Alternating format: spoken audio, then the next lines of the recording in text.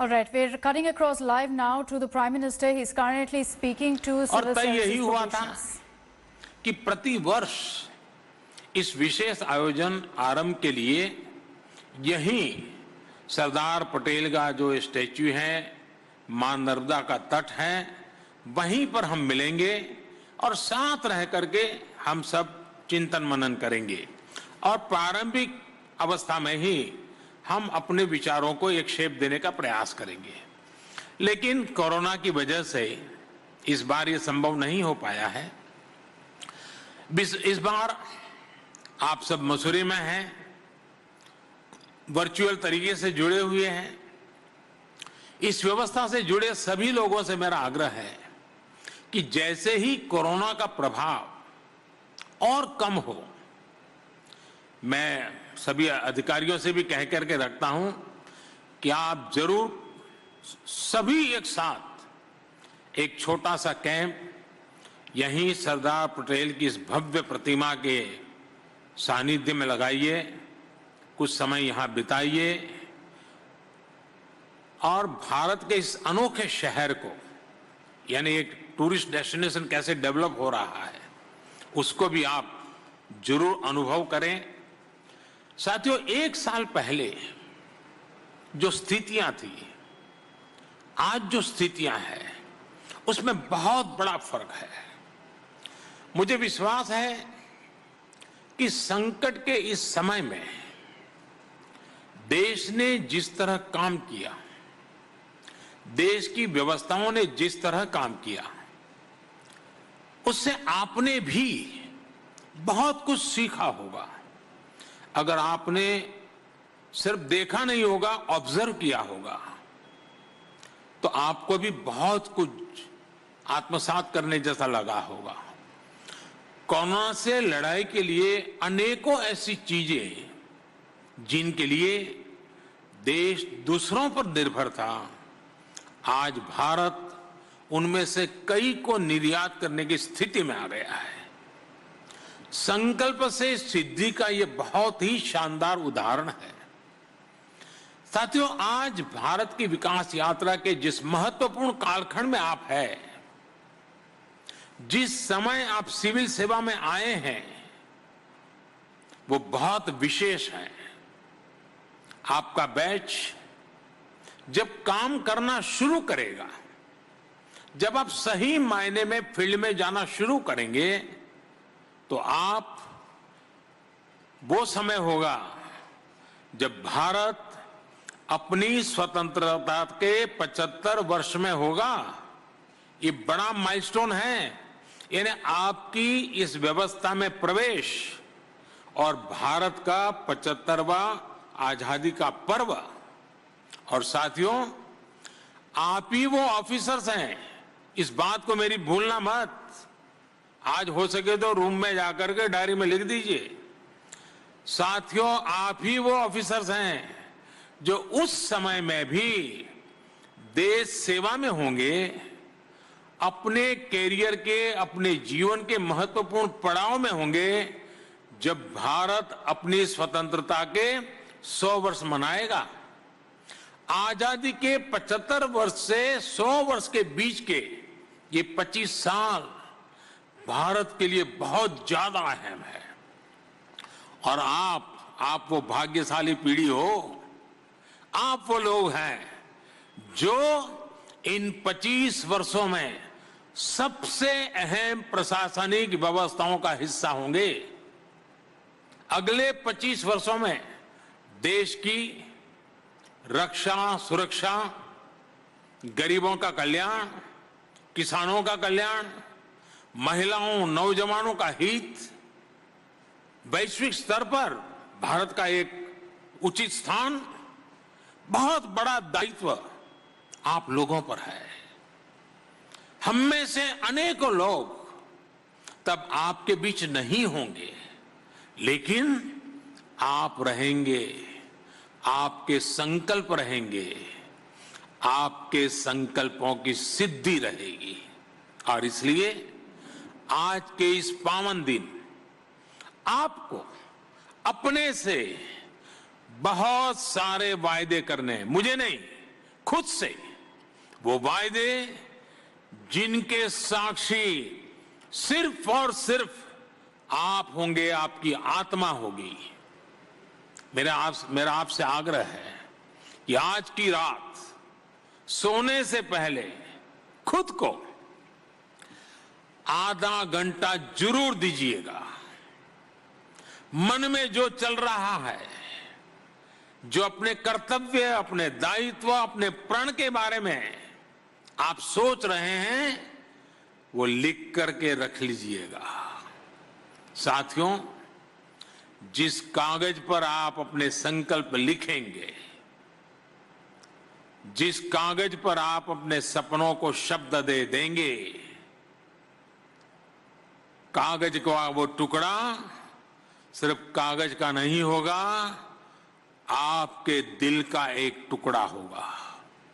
ये टुकड़ा जीवन भर आपके संकल्पों को साकार करने के लिए आपके हृदय की धड़कन बनकर आपके साथ रहेगा। जैसे आपका हृदय शरीर में निरंतर प्रवाह लाता है, वैसे ही ये कागज पे लिखे गए हर शब्द आपके जीवन संकल्पों को, उसका प्रवाह को निरंतर गति दे रहेंगे। हर सपने को संकल्प और संकल्प से सिद्धि के प्रवाह में आगे लेते चलेंगे। फिर आपको किसी प्रेरणा, किसी सीख की जरूरत नहीं होगी। यह आप ही का लिखा हुआ कागज, आपके हृदय भाव से प्रकट हुए शब्द, आपके मन मंदिर से निकली हुई एक एक बात आपको आज के दिन की याद दिलाता रहेगा, आपके संकल्पों को याद दिलाता रहेगा। साथियों, एक प्रकार से सरदार वल्लभ भाई पटेल ही देश की सिविल सेवा के जनक थे। 21 अप्रैल 1947 एडमिनिस्ट्रेटिव सर्विस ऑफिसर के पहले बैच को संबोधित करते हुए सरदार पटेल ने सिविल सर्वेंट्स को देश का स्टील फ्रेम कहा था। उन अफसरों को सरदार साहब की सलाह थी कि देश के नागरिकों की सेवा अब आपका सर्वोच्च कर्तव्य है। मेरा भी यही आग्रह है कि सिविल सर्वेंट जो भी निर्णय ले वो राष्ट्रीय संदर्भ में हो, देश की एकता अखंडता को मजबूत करने वाले हो, संविधान के स्पिरिट को बनाए रखने वाले हो।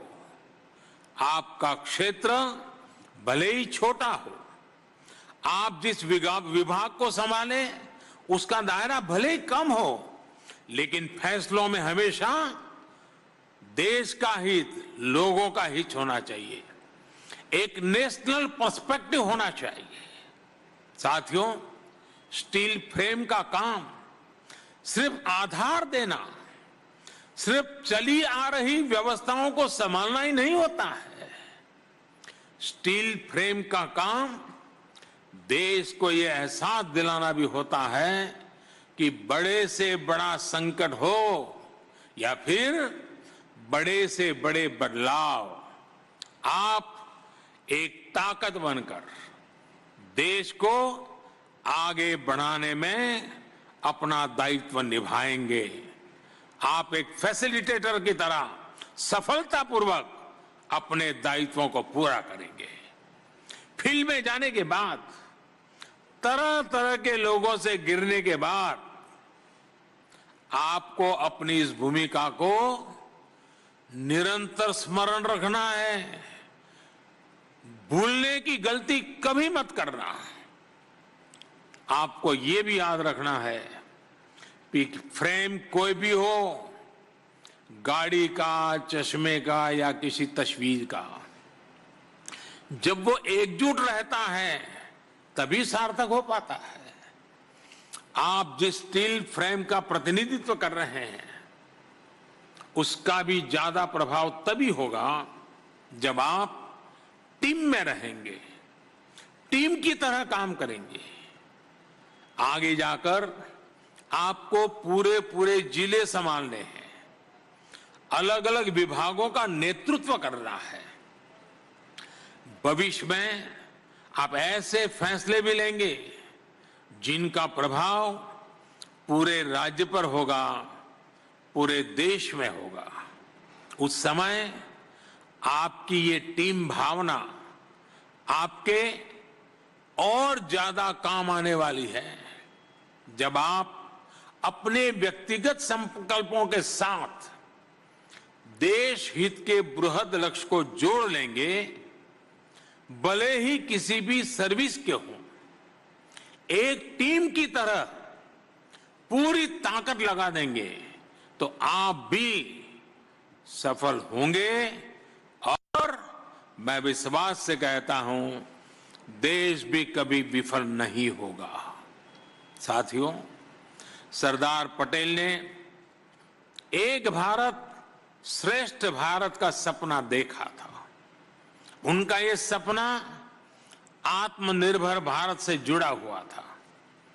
कोरोना वैश्विक महामारी के दौरान भी जो हमें सबसे बड़ा सबक मिला है वो आत्मनिर्भरता का ही है। आज एक भारत श्रेष्ठ भारत की भावना, आत्मनिर्भर भारत की भावना एक नवीन भारत का निर्माण होते हुए देख रही है। नवीन होने के कई अर्थ हो सकते हैं, कई भाव हो सकते हैं, लेकिन मेरे लिए नवीन का अर्थ यही नहीं है कि आप केवल पुराने को हटा दें और कुछ नया ले आए। मेरे लिए नवीन का अर्थ है कायाकल्प करना, क्रिएटिव होना, फ्रेश होना, एनर्जेटिक होना। मेरे लिए नवीन होने का अर्थ है जो पुराना है उसे और अधिक प्रासंगिक बनाना, जो कालबाह्य है उसे छोड़ते चले जाना। छोड़ने के लिए भी साहस लगता है। और इसलिए आज नवीन, श्रेष्ठ और आत्मनिर्भर भारत बनाने के लिए क्या जरूरतें हैं वो आपके माध्यम से कैसे पूरी होगी, इस पर आपको निरंतर मंथन करना होगा। साथियों, ये बात सही है कि आत्मनिर्भर भारत के लक्ष्य को पूरा करने के लिए हमें साइंस एंड टेक्नोलॉजी की जरूरत है, रिसोर्सेज और फाइनेंसेस की जरूरत है। लेकिन महत्वपूर्ण ये भी है कि इस विजन को पूरा करने के लिए एक सिविल सर्वेंट के तौर पर आपका रोल क्या होगा। जन आकांक्षाओं की पूर्ति में, अपने काम की क्वालिटी में, स्पीड में आपको देश के इस लक्ष्य का 24 घंटे ध्यान रखना होगा। साथियों, देश में नए परिवर्तन के लिए, नए लक्ष्यों की प्राप्ति के लिए नए मार्ग और नए तौर तरीके अपनाने के लिए बहुत बड़ी भूमिका ट्रेनिंग की होती है, स्किल सेट के डेवलपमेंट की होती है।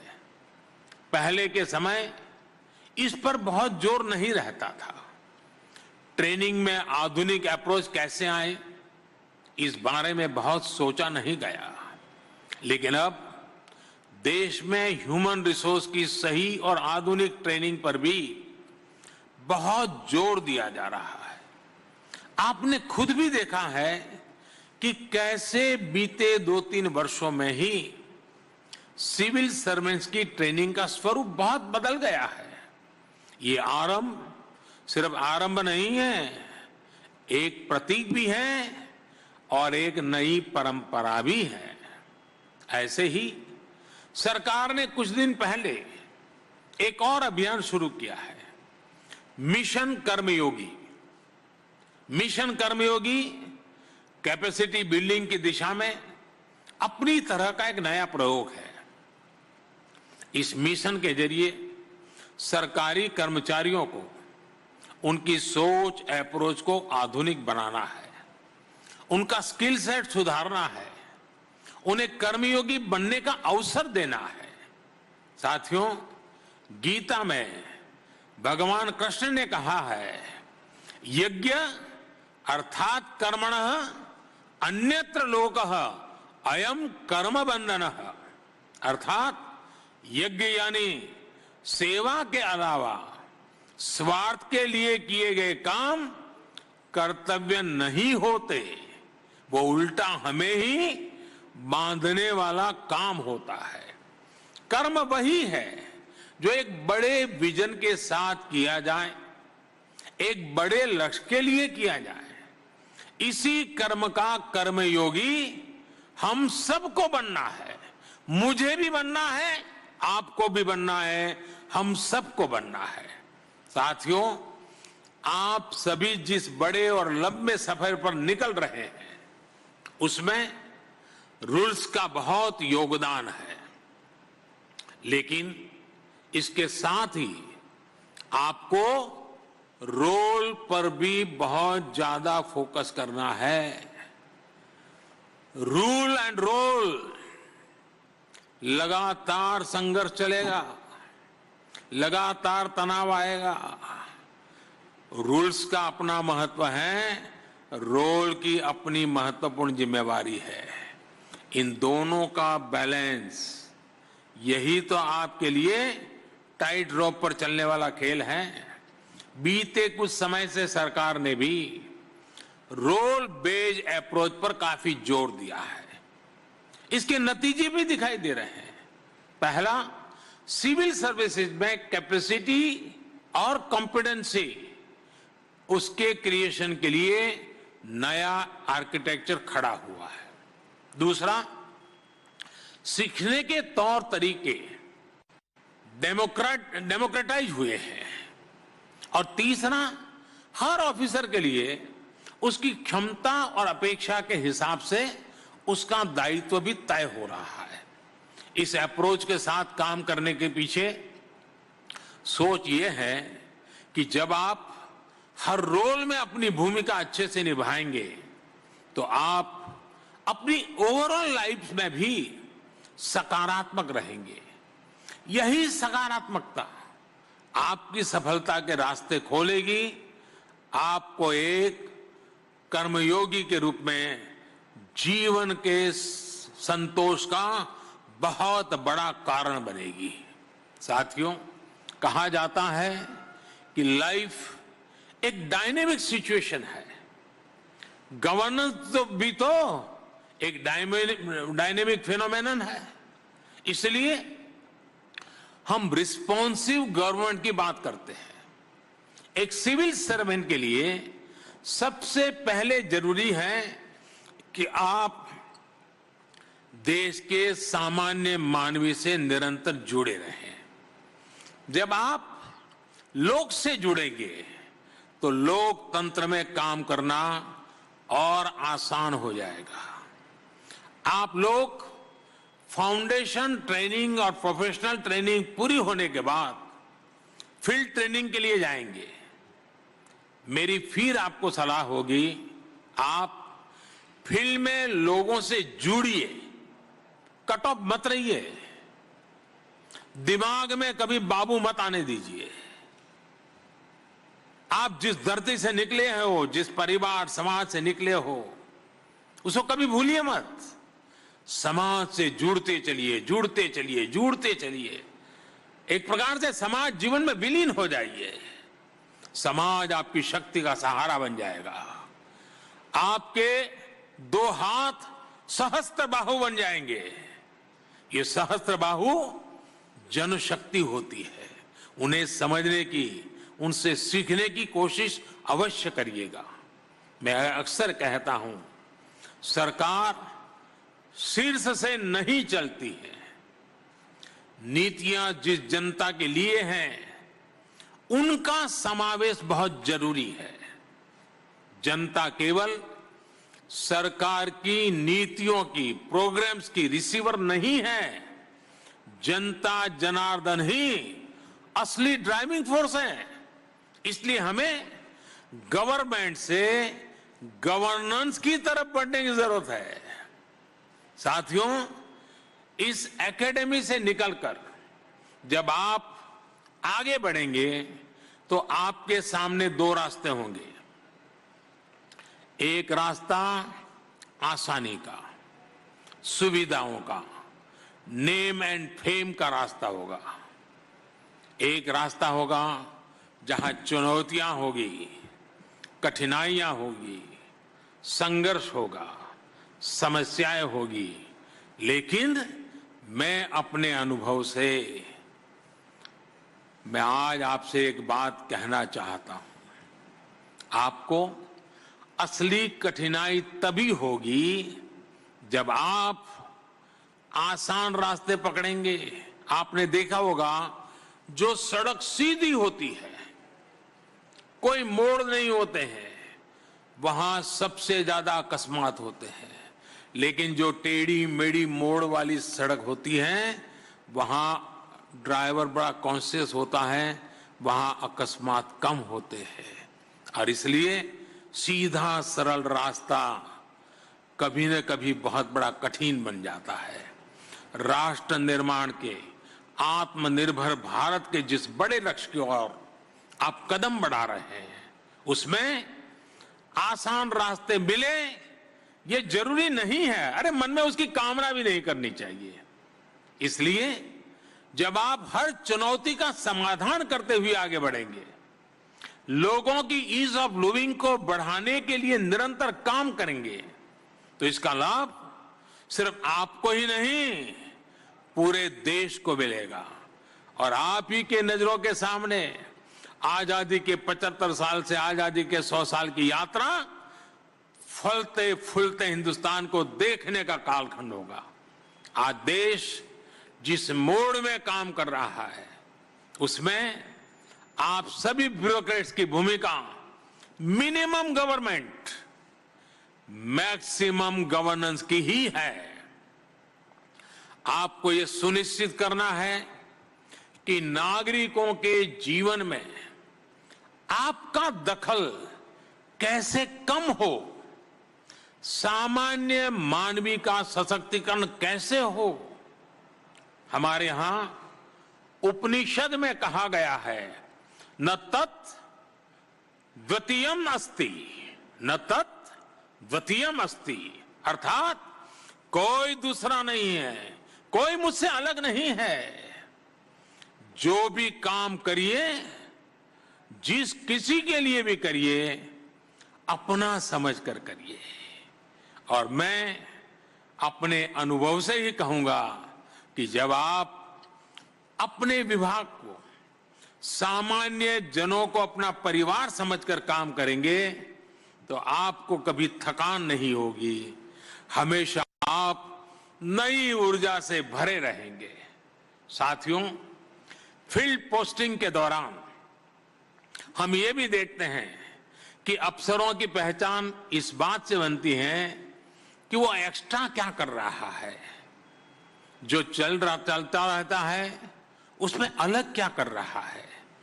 आप भी फील्ड में फाइलों से बाहर निकल करके, रूटीन से अलग हटकर अपने क्षेत्र के विकास के लिए, लोगों के लिए जो भी करेंगे, उसका प्रभाव अलग होगा, उसका परिणाम अलग होगा। अगर उदाहरण के तौर पर देखें, आप जिन जिलों में ब्लॉक्स में काम करेंगे, वहां कई ऐसी चीजें होगी, कई ऐसे प्रोडक्ट्स होंगे जिनमें एक ग्लोबल पोटेंशियल होगा। लेकिन उन प्रोडक्ट्स को, उन आर्ट्स को, उनके आर्टिस्ट को ग्लोबल होने के लिए लोकल सपोर्ट की जरूरत है। ये सपोर्ट आपको ही करना होगा, ये विजन आपको ही देना होगा। इसी तरह आप किसी एक लोकल इनोवेटर की तलाश करके उसके काम में एक साथी की तरह उसकी मदद कर सकते हैं। हो सकता है आपके सहयोग थे वो इनोवेशन समाज के लिए बहुत बड़े योगदान के रूप में सामने आ जाए। वैसे मैं जानता हूं कि आप सोच रहे होंगे कि सब कर तो लेंगे, लेकिन बीच में ट्रांसफर हो गया तो क्या होगा। मैंने जो टीम भावना की बात शुरू में की थी ना, वो इसीलिए ही थी। अगर आप आज एक जगह हैं, कल दूसरी जगह है, तो भी उस क्षेत्र में अपने प्रयासों को छोड़िएगा नहीं, अपने लक्ष्यों को भूलिएगा नहीं। आपके बाद जो लोग आने वाले हैं उनको विश्वास में लीजिए, उनका विश्वास बढ़ाइए, उनका हौसला बढ़ाइए, उनको भी जहां है वहां से मदद करते रहिए। आपके सपनों को आपके बाद वाली पीढ़ी भी पूरा करेगी। जो नए अधिकारी आएंगे आप उनको भी अपने लक्ष्यों का साझीदार बना सकते हैं। साथियों, आप जहां भी जाएं, आपको एक और बात ध्यान रखनी है। आप जिस कार्यालय में होंगे उसके बोर्ड में दर्ज आपके कार्यकाल से ही आपकी पहचान नहीं होनी चाहिए। आपकी पहचान आपके काम से होनी चाहिए। हां, बढ़ती हुई पहचान में आपको मीडिया और सोशल मीडिया भी बहुत आकर्षित करेंगे। काम की वजह से मीडिया में चर्चा होना एक बात है, और मीडिया में चर्चा के लिए ही काम करना वो जरा दूसरी बात है। आपको दोनों का फर्क समझ करके आगे बढ़ना है। आपको याद रखना होगा कि सिविल सर्वेंट्स की एक पहचान अनाम रह करके काम करने की रही है। आप पिछले आजादी के बाद के अपने कालखंड के देखिए, जो ओजस्वी तेजस्वी चेहरे कभी कभी हम सुनते हैं, अपने पूरे कार्यकाल में अनामी रहे हैं। कोई नाम नहीं जानता था। रिटायर होने के बाद किसी ने कुछ लिखा तब पता चला, अच्छा ये बाबू इतना बड़ा देश को दे करके गए हैं। आपके लिए भी वही आदर्श है। आपसे पहले के 4-5 दशकों में जो आपके सीनियर्स रहे, उन्होंने इसका बहुत अनुशासन के साथ पालन किया है। आपको भी ये बात ध्यान रखनी है। साथियों, मैं जब मेरे नौजवान राजनीतिक साथी जो हमारे विधायक हैं, हमारे सांसद हैं, उनसे मिलता हूं तो मैं बातों बातों में जरूर कहता हूं, और मैं कहता हूं कि दिखास और छपास, ये दो रोग से दूर रहिएगा। मैं आपको भी यही कहूंगा कि दिखास और छपास, टीवी पे दिखना और अखबार में छपना, दिखास और छपास, ये दिखास और छपास का रोग जिसे लगा, फिर आप वो लक्ष्य नहीं प्राप्त कर पाएंगे जो लेकर आप सिविल सेवा में आए हैं।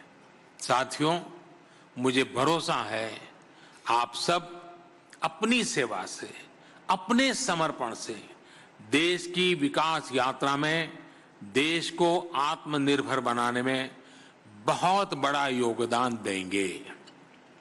मेरी बात समाप्त करने से पहले मैं आप लोगों को एक काम देना चाहता हूं। आप करेंगे?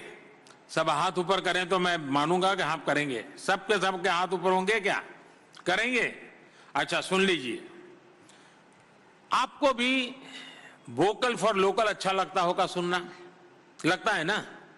पक्का लगता होगा। आप एक काम करेंगे, आने वाले 2-4 दिन में आप अपने पास जो चीजें हैं जो रोजमर्रा के उपयोग में है, उसमें कितनी चीजें वो हैं जो भारतीय बनावट की हैं, जिसमें भारत के नागरिक के पसीने की महक है, जिसमें भारत के नौजवान की टैलेंट दिखती है, उस सामान का जरा एक सूची बनाइए। और दूसरी वो सूची बनाइए कि आपके जूतों से लेकर के सर के बाल तक क्या क्या क्या क्या विदेशी चीजें आपके कमरे में हैं, आपकी बैग में हैं, क्या क्या आप उपयोग करते हैं, जरा देखिए और मन में तय कीजिए कि ये जो बिल्कुल अनिवार्य है, जो भारत में आज उपलब्ध नहीं है, संभव नहीं है, जिसको रखना पड़े, मान सकता हूं, लेकिन ये 50 में से 30 चीजें ऐसी हैं वो तो मेरे लोकल अवेलेबल है। हो सकता है कि मैं उसके प्रचार के प्रभाव में नहीं आया हूं, मैं उसमें से कितना कम कर सकता हूं। देखिए, आत्मनिर्भर की शुरुआत आत्म से होनी चाहिए। आप वोकल फॉर लोकल क्या शुरुआत कर सकते हैं? दूसरा, जिस संस्था का नाम लाल बहादुर शास्त्री से जुड़ा हुआ है, उस पूरे कैंपस में भी, आपके कमरों में, आपके ऑडिटोरियम के, आपके क्लासरूम में, हर जगह पे कितनी चीजें विदेशी हैं, जरूर सूची बनाइए। और आप सोचिए कि हम जो देश को आगे बढ़ाने के लिए आए हैं, जहां से देश को आगे बढ़ाने वाली एक पूरी पीढ़ी तैयार होती है, जहां बीज धारण किया जाता है, क्या उस जगह पर भी वोकल फॉर लोकल ये हमारी जीवनचर्या का हिस्सा है कि नहीं है? आप देखिए, आपको मजा आएगा। मैं ये नहीं कहता हूं आपके साथी को भी आप ये रहस्य खोलिए, खुद के लिए है। आपको देखिए, आपने बिना कारण ऐसी ऐसी चीजें आपके पास पड़ी होगी जो हिंदुस्तान के होने के बाद भी आपने बाहर की ले ली है, आपको पता भी नहीं है बाहर की है। देखिए, भारत को आत्मनिर्भर बनाने के लिए हम सब ने आत्म से शुरू कर करके देश को आत्मनिर्भर बनाना है। मेरे प्यारे साथियों, मेरे नौजवान साथियों, देश को आजादी के 100 साल, आजादी के 100 साल के सपने, आजादी के 100 साल के संकल्प, आजादी के आने वाली पीढ़ियां, उनको आपके हाथ में देश सुपुर्द कर रहा है। देश आपके हाथ में आने वाले 25-35 साल आपको सुपुर्द कर रहा है। इतनी बड़ी भेंट आपको मिल रही है, आप उसको बड़ी जीवन का एक अहोभाग्य मान करके अपने हाथ में लीजिए, अपने कर कमलों में लीजिए, कर्मयोगी का भाव जगाइए, कर्मयोग के रास्ते पर चलने के लिए आप आगे बढ़िए। इसी शुभकामनाओं के साथ आप सभी को एक बार बहुत बहुत बधाई देता हूं। मैं आपका बहुत बहुत धन्यवाद करता हूं और मैं आपको विश्वास दिलाता हूं, मैं प्रति पल आपके साथ हूं, मैं पल पल आपके साथ हूं। जब भी जरूरत पड़े आप मेरा दरवाजा खटखटा सकते हैं। जब तक मैं हूं, जहां भी हूं, मैं आपका दोस्त हूं, आपका साथी हूं। हम सब मिलकर के आजादी के 100 साल के सपने साकार करने का अभी से काम प्रारंभ करें। आइए हम सब आगे बढ़ते हैं। बहुत बहुत धन्यवाद।